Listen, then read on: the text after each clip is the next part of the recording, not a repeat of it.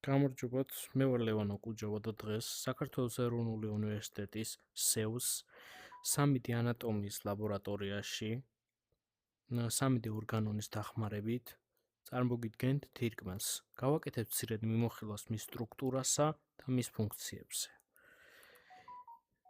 დავიწყოთ იქიდან, რომ თირკმელი ეს არის წყვილი ორგანოები, რომლებიც მდებარეობენ მუცლის ღრუს უკანა კედელზე, ზურგის არეში, ზუსტად პერიტონიუმის მიღმა.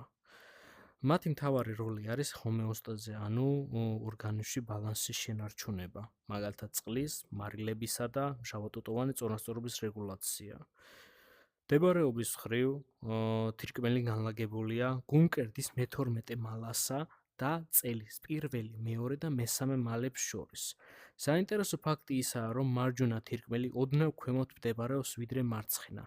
ამის მიზეზი ღვიძლის დიდი მასაა, რომელიც ზემოდან აწვება მარჯვენა თირკმელს.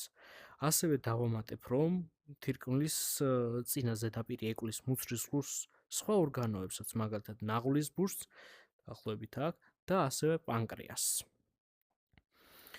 თირკმლის ზომები არის დაახლოებით 10-დან 12 სანტიმეტრამდე სიგრძეში და სიგანეში 3-დან 4 სანტიმეტრამდე.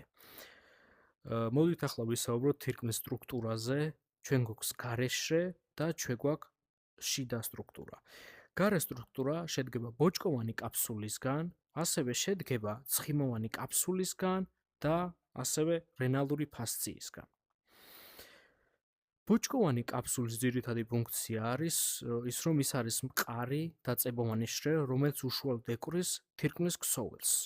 ცხიმოვანი კაფსულის ძირითადი ფუნქცია არის თირკმლის დაცვა და ასრულებს ბალიშის ფუნქციას.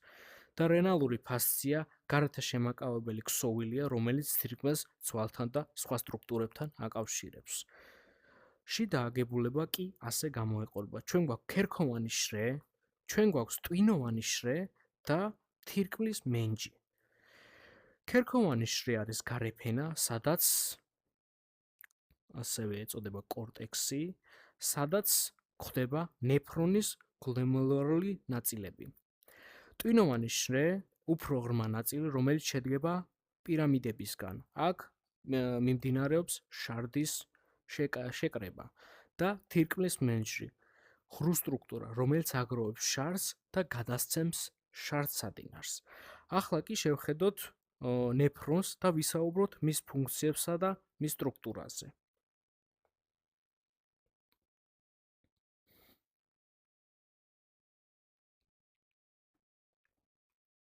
ნეფრონი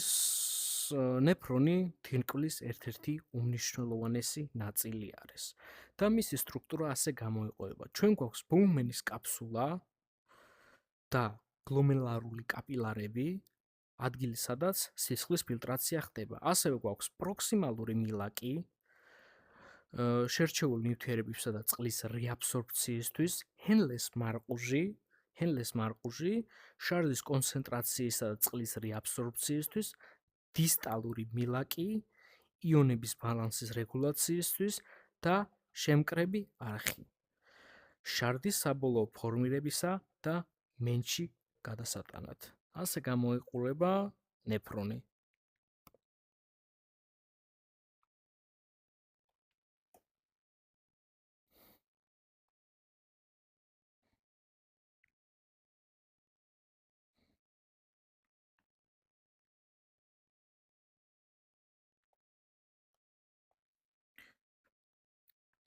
მინდა ასევე აგიხსნათ თირკმლის სისძარღვოვანი სისტემა, თუ როგორ მარაგდება თირკმელი.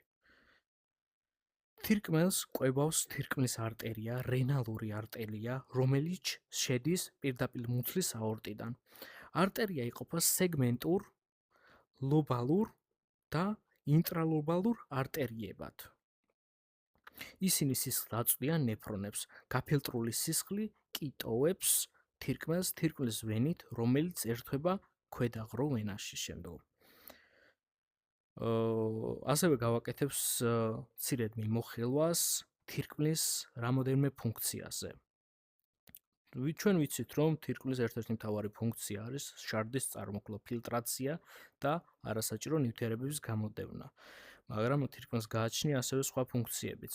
ელექტრული ბალანსი, ნატრიუმის, კალიუმისა და კალციუმის მართვა, მჟავად ურტოვანი წონასწორობა და ასევე აქვს ჰორმონალური ფუნქციებიც, მაგალითად რენინი, რომელიც იწყებს რენინ-ანგიოტენზინ ალდოსტერონის სისტემას და მოყავს წყობში ეს სისტემა, რომელიც არეგულირებს არტერიულ წნევასა და სითხის ბალანსს ორგანიზმში.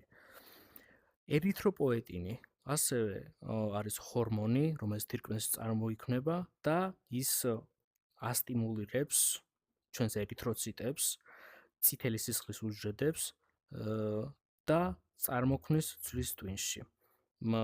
და პლუს ერითროპოეტინი აქტიურდება ჰიპოქსიის დროს, ანუ ჟანგბადის დეფიციტის დროს. მადლობა ყურადღებისთვის.